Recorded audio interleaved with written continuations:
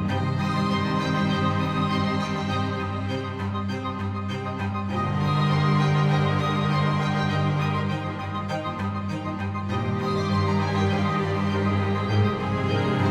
Team founders dream big, and nobody builds a big business without dreaming big.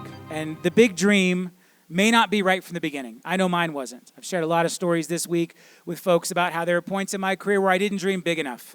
And one of my biggest goals and one of my, greatest successes in life is being able to challenge other entrepreneurs to dream bigger, to maybe bypass that middle secondary dream and get right to the big one. Because here's one of the unfortunate facts. If you set out to build a team of 5 or 10 people, and then you get there and you decide you want to go bigger, you want to build that mega team, a lot of the things you did to get to 5 or 10 agents isn't going to get you to 50 or 100. And by not dreaming big enough at the beginning, you can actually waste a lot of time in building a business that doesn't get you where you want to go. For me, that was Listing Power Tools. When I originally launched Listing Power Tools, I thought I had a big dream. I wanted to help real estate agents and empower them with better marketing and masterminds and rooms like this and amazing training and motivation, but I was scared to do the thing it actually took, and that was to become a brokerage. Becoming a brokerage scared me to death. I had this successful mortgage company, and I knew becoming a brokerage would destroy a lot of that. I had a lot of friends who owned franchises or with other brokerages. I knew that a lot of those relationships would get destroyed. And so at that time, I was afraid to take the leap to build a brokerage. And I really believed I would never build a brokerage because I was so afraid of it at that time. But the dream of Listing Power Tools a few years in, I realized wasn't going to achieve what I wanted.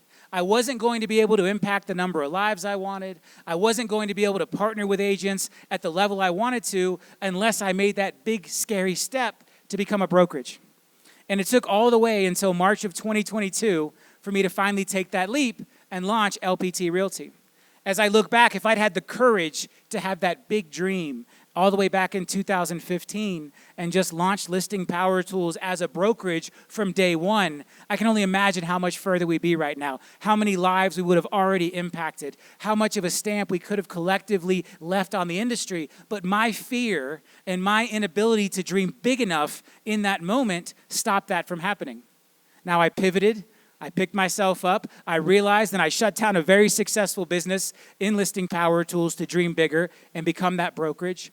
I blew up the entire purchase mortgage side of RP Funding, my successful mortgage company, and just focused on refinances so I could make that big dream a reality. And I finally had the courage to embrace it by March of 2022.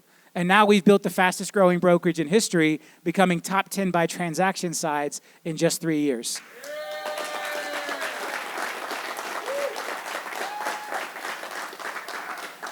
And so I'm here to be the example to you. I want you to shortcut that. I want you to miss those 7 years. I don't want you to waste the 7 years the way I did by failing to dream big enough. And so the first pillar of our code is you have to dream big. You have to dream big enough for yourself. You have to dream big enough that the dreams of the people whose lives you want to impact can fit inside of your dream. You have to dream so big that it scares you. You have to dream so big that it makes you uncomfortable, because otherwise you cannot build the type of business that we're talking about here today. Now, we're also going to talk about individual definition of success, because not everybody wants to build this size of business, and that's absolutely okay. Whatever your definition of success is, that's what you want to set out to build. But today's webinar is about reaching for those highest heights. If you want to build that mega team, that 20 plus, 30 plus agent team that has its own dedicated headquarters and leaves a stamp on lots of lives and lots of communities, that's what we're here to talk about today. If not, and you're just listening in, we love you too. You're welcome to be a part of this. But we are very focused today on these 13 pillars of how you build one of the biggest teams in the country. And it's starts with dreaming big and believing in yourself. Mega team founders have absolute clarity and conviction to their TVP. That stands for team value proposition. And they provide their team a set of unfair advantages. What is your team's value proposition? Do you know it? Is it memorized? Is it in your face every day? There's a few things we look at as humans every single day, right? Our bathroom mirror while we're brushing our teeth and getting ready in the morning, the speedometer panel on our car, The refrigerator is a place we visit a lot. So I encourage people, take that team value proposition and plaster it in those places. Memorize it, commit it to heart. Make sure that everyone on your team knows this is our value proposition. This is what we offer to you as an agent when you join this amazing team. But then also understand inside of that team value proposition are your unfair advantages. What are the unique things that only your team is doing in your market? What are the unique things that you give to your agents to create that unfair advantage? Because guess what? If you don't have a strong team value proposition, and you don't commit to it, and you don't believe in it, and you don't live by it, and more importantly, you don't figure out what those unfair advantages are that you're going to provide to your team members, you will not build the size business that we're talking about here today. Next up, mega team founders invest in their own growth. You invest in your growth by being on webinars and being in rooms like today where you invest your time and your money to participate. You invest in your team by purchasing leads, buying systems, hiring staff, leasing office space. You cannot build a true business without investment. Investment of time, investment of capital, investment of your emotional commitment to that business. You have to be ready to invest. And as a team founder, a mega team founder, you have to be ready to invest in yourself and your business and be willing to commit to that. Mega team founders build and leverage a true team headquarters. I feel like this is one of the biggest secrets in our industry, unfortunately. And if we look back in history and the tradition and kind of the where we've come as an industry from the legacy franchises, this isn't something that was taught a lot. And why is that? Well, legacy franchise owners don't want teams to have their own office space. They want to control you. They want to give you a little corner of their office where they can put their hand on the scale and control your growth. They don't necessarily want your team growing by taking agents from inside of their brokerage because you're taking full cappers down to being partial cappers. And all of these dynamics fit together to create a lack of alignment. And so we're here to tell you that if you want to build a big business, having a headquarters is an important part of that. No big business in history has been built without that. Apple and Google and Amazon's and big companies that we talk about, while they may have started in the garage, as soon as they could, they went out and they leased their own headquarters. They built their own space. They used it to reinforce their culture. They use it to reinforce their brand. They use it to show everyone how serious they are. I'm building a real business here. I went out and set my flag in this community. I'm not working out of a market center or a franchise office or someone else's space. I'm building a true business here, and that starts with me believing in myself, dreaming big, and going out and opening a team headquarters. And again, this is not talked about in our industry. The powers that be, the legacy incumbent franchises, they don't want any of you to have your own office space. They don't want any of you having that independence and control because it competes with who they are. And it took the rise of the cloud brokerage to finally build a model and a platform where team leaders can have the true empowerment that comes with that team headquarters that you control. And beyond that, it's opportunities to build wealth. Owning commercial real estate is one of the most overlooked wealth building strategies in real estate when I talk to residential agents. We know agents that own 20, 30, 50, 100 doors on the residential side, but they don't even own their own headquarters. They don't even own their own office for their team. And there's strategies where you can purchase an office building with 10% down through a SBA loan because you're going to occupy it, and you can get mortgage and title partners and other ancillaries to come in and rent space from you, and you can turn that office space into an income stream, not just a liability. But more importantly, it drives the culture and the commitment and the seriousness. And there is not a mega team in this room who has not made that commitment. And if you look at the Real Trends list and you look at the biggest teams in the country, at some point they all made the commitment to themselves to dream big and go sign that lease and go build that team headquarters. And it's one of the few places where I would tell you it's not about where you've been, it's about where you want to go. Usually when we talk about growth, we say, well, we lead with revenue. Don't add this expense until you have this much size. Don't go out and do this until you have this many team members, this many people. The one exception to that is getting that team headquarters.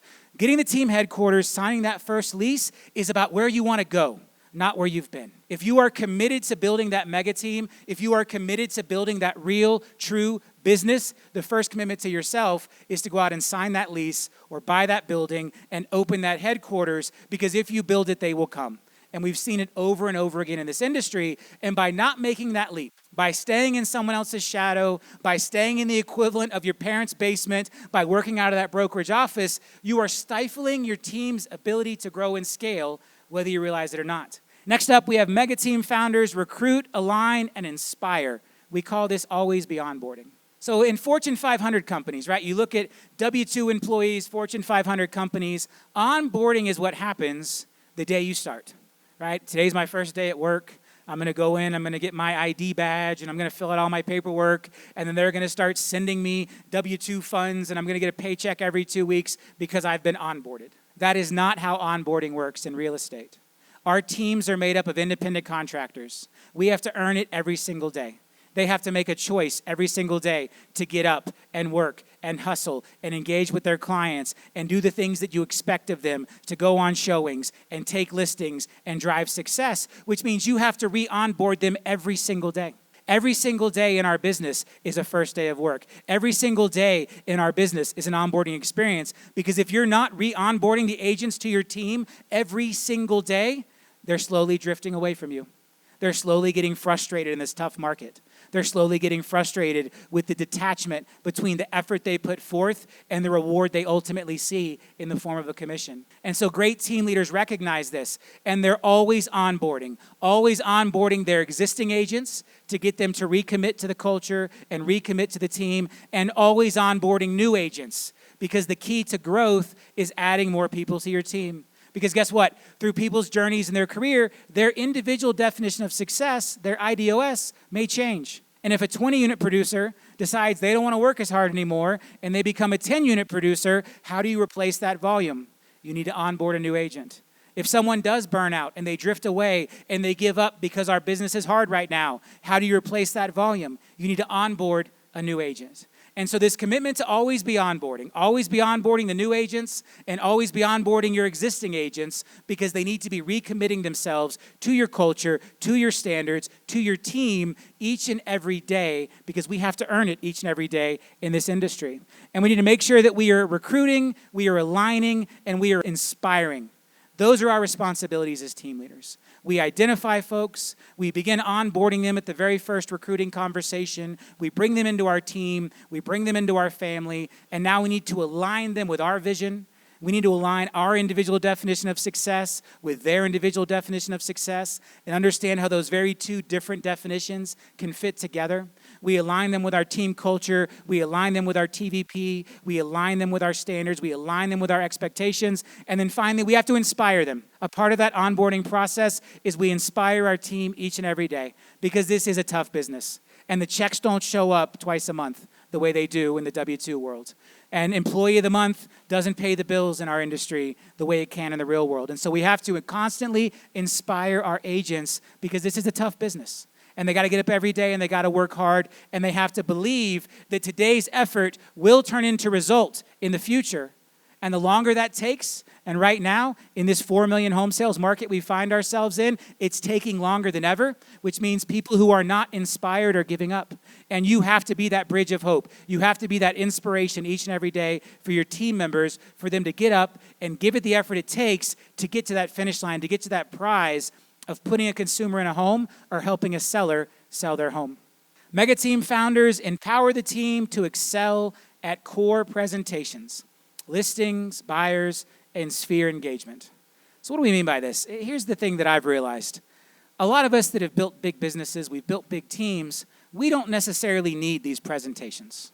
I can get up here on stage with you guys today, and I can give this whole presentation with very little preparation. Not everybody can do that. You can go on a listing appointment and nail it cold without a lot of presentation, just using your natural charisma and ability and understanding of the market. Not everybody can do that. And in a lot of cases, your team members are the very people who can't do that. And that's why they've decided to link up with you. They want your help. They want your guidance. They want you to help them be better versions of themselves. They want you to help them achieve their individual definition of success. But to do that, we have to recognize that their needs as our team members are not necessarily the same things that we did or didn't need as team leaders, as the business owners.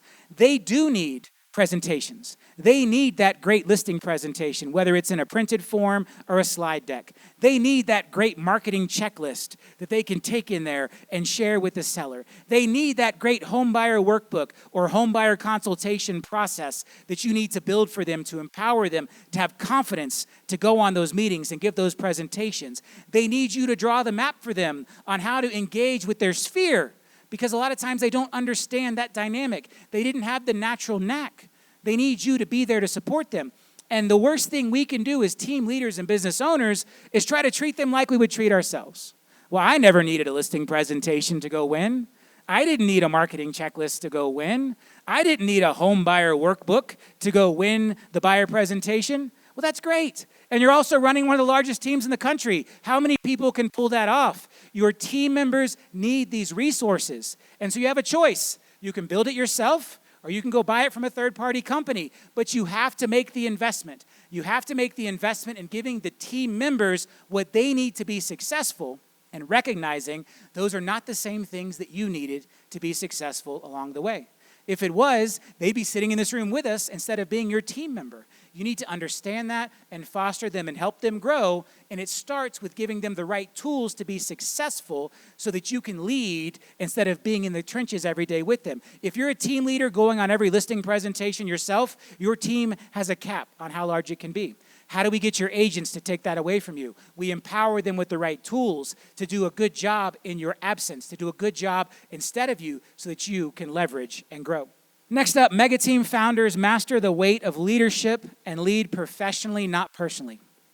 This is another one of those big things we go through, right? We start off and maybe we built a small business coming out of the gate and we hire a lot of our friends, and probably on the other side of that, the people we do hire end up becoming our friends because we spend a lot of time together. We spend a lot of time in this business. This is a nonstop, 7-day-a-week grind for a lot of folks in real estate. And so the people that are on our team when we're small and we're starting out, they become our friends. They become our family. And the way we lead friends and family is very different than the way we need to lead professionally. And so if you're making a commitment and you're making a decision that you want to be that big team, you want to be that mega team. You want to be at the top of the Real Trends list one day for your state, for your city, maybe even for the country. This has to shift. There is a size team where you can no longer lead personally. You have to make the transition to leading professionally. Now, this may be the reason for a lot of folks to not build a big team, to not go beyond the size that they can manage, because for some people, this feels very comfortable. And again, that's okay. If your individual definition of success means you want to be able to lead personally, you want to be able to lead with friendship and family, that's fantastic. But understand there is a limit to how big of a business you can build with that dynamic. If you want to build one of those biggest teams in the country, you personally have to make a transition from leading through personal relationship, leading as family, leading as friends, to leading professionally. And let me tell you, this can create loneliness. It is a hard transition. I remember going through it in my life. I remember going through it early in the mortgage business. I lost some of my absolute best friends when I decided to make that transition. I lost some important folks to me in that business, but I had made a decision that I wanted to build something bigger. I was dreaming big, and I wanted to build one of the biggest businesses in the country, and it was a hard transition. There's still amazing folks who are with me to this day, and we made it through that transition together. It's not to say everyone can't, but there will be friendships along the way. There will be people who feel like family along the way. And when you decide to make that transition, when you decide to transition from buddy to boss, from personal to professional, you're going to leave some of them behind. And again, real talk, this may be the reason you decide not to. You may leave this webinar and say, you know what? I thought I wanted to build a mega team. I can't do it. I'm not willing to break those relationships. I'm not willing to make that leap. I'm not willing to become the boss I have to be. And that's absolutely okay.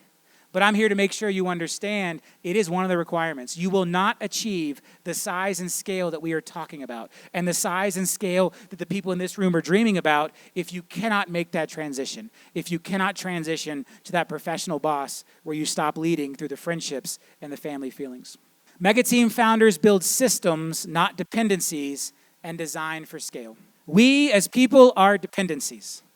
And as leaders, we tend to create more dependencies. We tend to interweave ourselves more in the business, becoming a bigger and bigger dependency. Because for a lot of us, it's just easier to do it ourselves. You know what? I'm just going to do it.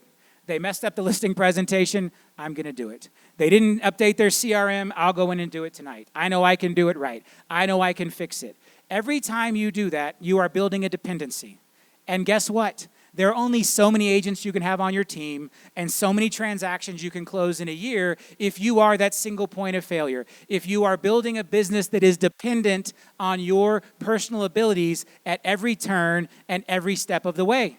So how do we escape that? What's the escape hatch from dependencies? It's systems. It's building CRM systems. It's building standards. It's building SOPs. It's building repeatable processes inside of our teams. It's removing ourselves, removing our magical charisma, our intelligence, our experience, our instincts have to come out of most decision making if we want to build a big team. We want to build a big business. And we have to learn how to replace ourselves with systems. And this may be technology, it may not. It may be meeting cadences, it may be huddles, it may be one-on-ones, it may be the CRM, it may be a lead generation system, it may be a listing power tools pack on every open house or every listing appointment. How do you build systems to start to reduce the dependencies on yourself, creating a more independent business? And so one of the exercises we do is we go through your business and we say, hey, where are the places where I am a dependency? Where are the places where the team will break if I disappear for 30 days at a time? Where are the places there are no systems to take away that special something that I bring to the process? Because if my business can only be successful for as long as it's dependent on me, that's okay. But there's a limited size and scale that I can build, and I have to understand that. You will not reach the top of RealTrends in your city or state or country as long as you are a dependency and a single point of failure inside of your team. So you have to make a commitment to focus on building those systems and removing yourself from that dependency. Mega team founders set boundaries, not bailouts. Again, early on when we're a small team and we're a small business and we're surviving and we're getting by, we are going to bail out every bad situation that happens. A deal's falling apart, I'm going to call the client myself. A seller's upset, I'm going to swing by and clean it up. An agent's having a meltdown, I'm going to go clean it up myself. Those are bailouts. And there is a size and scale where we have no choice. Every single deal matters. Every dollar of revenue matters. We are growing. We are figuring it out. We are small. And the bailouts are the easiest path to get to the finish line, to get to the goal, to get to the success. But if you want to build a big business, if you want to build a big team, you have to make a transition where you say, I'm going to stop bailing the team out. I'm going to stop bailing the agents out, and I'm going to start setting and enforcing boundaries. I'm going to hold them to standards. And guess what that means? It means you're going to lose some deals. It means some deals are going to fall apart. It means you're going to let some customers down. And maybe you go back and do something for them later. But you have to be willing to make the hard choices to say, if I want to build something big, I have to believe that my team can manage to boundaries instead of always counting on me to swoop in and bail them out. And once you make that transition, and everyone on the team understands you're serious and not just playing around, I can't believe Robert let that deal blow up. I can't believe he didn't come in and bail me out. I can't believe we just lost $20,000 in commission and screwed up Aunt Sally's house because he wouldn't come in and bail me out. Well, it's because you didn't respect the boundaries. You didn't do what you were supposed to do. You didn't follow the standards. And at some point, you have to be willing to show your team, and it's painful, and it's not fun, and it's not pleasant, but you have to be willing to make that transition to say where we're going, the size we are headed toward, we are moving from bailouts to boundaries. And again, if you don't want to make that transition, if you can't let that deal go, if you can't risk messing up Aunt Sally's house, that's absolutely okay. But understand that will limit the size and scale that you can grow your business. Because no business gets to the size we're talking about without respecting this and going from bailouts to boundaries. Mega team founders scale through agent count and IDOS, individual definition of success. Scaling is about driving agent count. I learned this early on in my business. Once upon a time, I thought, you know what? I'm going to take all these folks in my business who are doing 5 or 6 deals, and I'm going to take them to 13. And then I'm going to take them to 25. And then I'm going to take them to 50. Because I know my systems are that good, and I know that my leads and my marketing are that good, and I know that our team is that good, and our brand is that good, and I can turn everybody in this room into a top performer. Except there's one problem with that. That's not their individual definition of success. they have no desire to be a top performer. They have no desire to do 50 units or 25 units or even 12 units in some cases. And so guess what happens? All of my amazing marketing and tools and leads and systems allows them to work less and achieve their individual definition of success. Instead of using the tools to get to 25 or 50 units, they'll use the tools to close the same 6 units and only work a couple days a week. Or maybe they check out completely 6 months into the year because they've made everything they need to make for the year for their individual definition of success. This is a commission-based business. We earn it every single day. When someone is done, they are done. I know agents that check out 6 months into the year and show back up the next year because they hit their individual definition of success in June. Why? Because their team leader gave them all these amazing tools, and the team leader gave them the marketing and the leads and the systems, and there is nothing wrong with that. You have given that person a better quality of life. You help them achieve their individual definition of success with less work. It's a massive win for everyone except you. Because guess whose individual definition of success is not served by that agent doing the same number of deals and working half as hard? Yours as the team leader. So how do we fix that? We recognize their individual definition of success. We recognize our individual definition of success. And we say, you know what? If I want to double my transactions, I need to double my agent count. If I want to triple my transactions, I need to triple my agent count on my team because I have to respect their individual definition of success. I can beat my head against a wall and say, well, no, I'm just going to triple all their volume. I promise you it will not happen unless you somehow have the only group of team members in the world that all have this really high individual definition of success. There's always one or two who rise to the occasion because guess what? That is their individual definition of success. But for most people, it is not.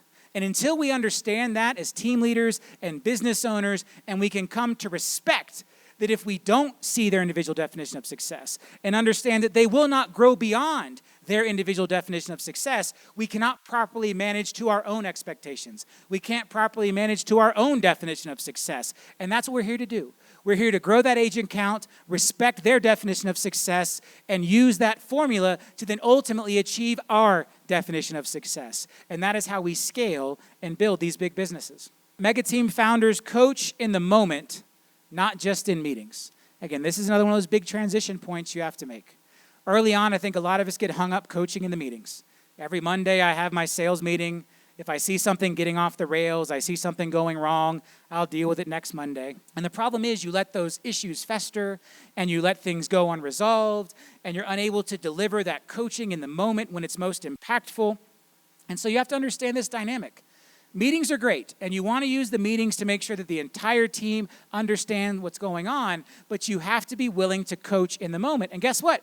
It can be uncomfortable, right? You have an agent, they're making a mistake, their feelings may get hurt, they may feel less than, they may get upset with you. Some of it may be your fault, and you don't want to deal with it right then in the moment. Give it some time. We'll do it in a broad group. We won't call anybody out.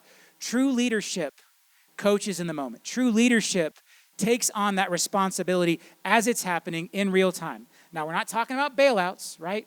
We're going to set our boundaries. But when we see those boundaries start to get crossed, we are going to coach in the moment. We're going to take the time to stop whatever we're doing, and we're going to coach our agents in the moment because we believe in them, and we want to make them better, and we need them to not do it again. We need them to understand and to grow and to learn and to be able to do more on their own because that's what creates the leverage for us to be able to double our agent count or triple our agent count inside of the team. And so having the courage and the commitment and the fortitude as a leader to, in the moment, get down with your agents and coach them through what they're going through, but without crossing the line to bailing them out. This is not, I'm going to take the phone and call the client myself. This is, I'm going to talk you through it. I'm going to coach you through how to clean this up. And you may not do it as well as I would have, and we may still lose the deal in the end, but I'm going to coach you through this, and you're going to learn from it, and you're going to be better for it tomorrow, and that's my job as your leader.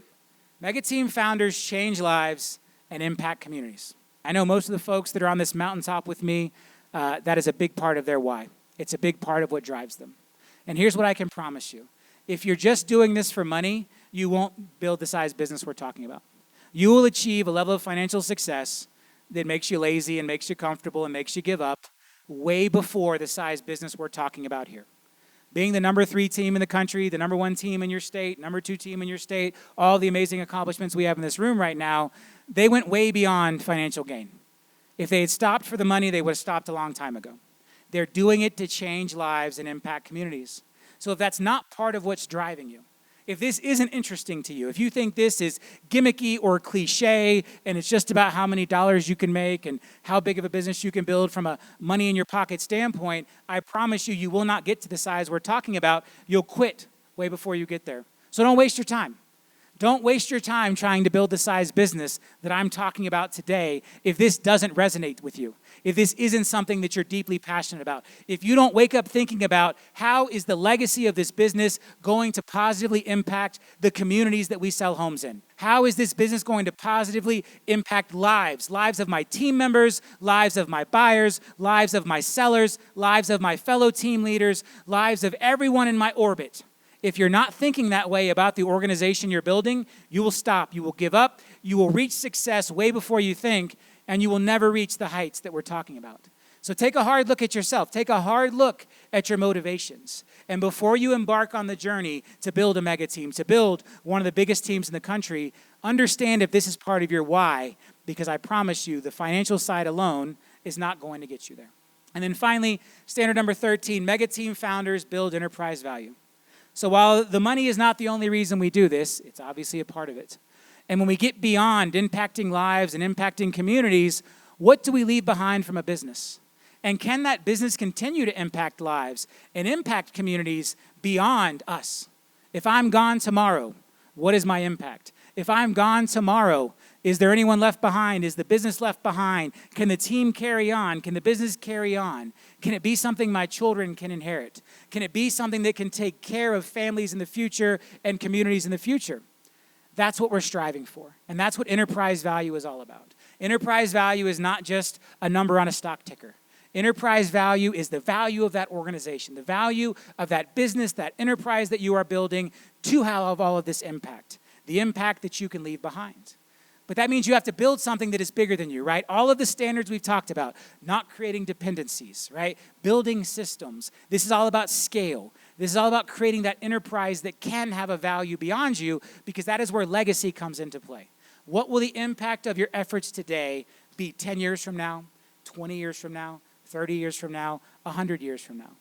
Because when you realize that at the size businesses we're talking about, we have to start thinking in decades.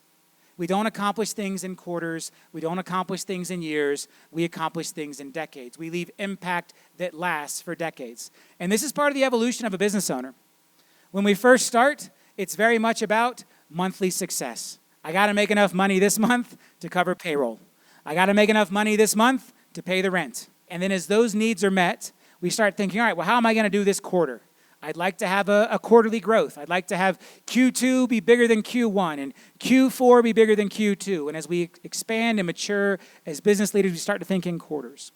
And then we get to a point where we think in years. I want to have a great 2025. These are my goals for 2025. I know the rent is paid. I know the quarterly expenses are covered. I know my growth is there. I'm now thinking about what are my goals for next year. And then finally, we start to think in decades. What do I want to achieve in the 2030s? Right? How many of you are thinking about the 2030s at this point? Right? It's a big leap. It's a long-term goal. It's a long-term commitment. This is about that enterprise value. What am I going to accomplish in the 2030s? What am I going to accomplish in the 2040s? Right? A lot of us right now are still focused on how's 2025 going to turn out. It hasn't quite been as good as I'd hoped so far. We're off to a sluggish start. Things aren't going that well. 2024 was tough. 2025 feels worse for a lot of people. We need to start thinking in decades. We need to start thinking about legacy and building this amazing enterprise value.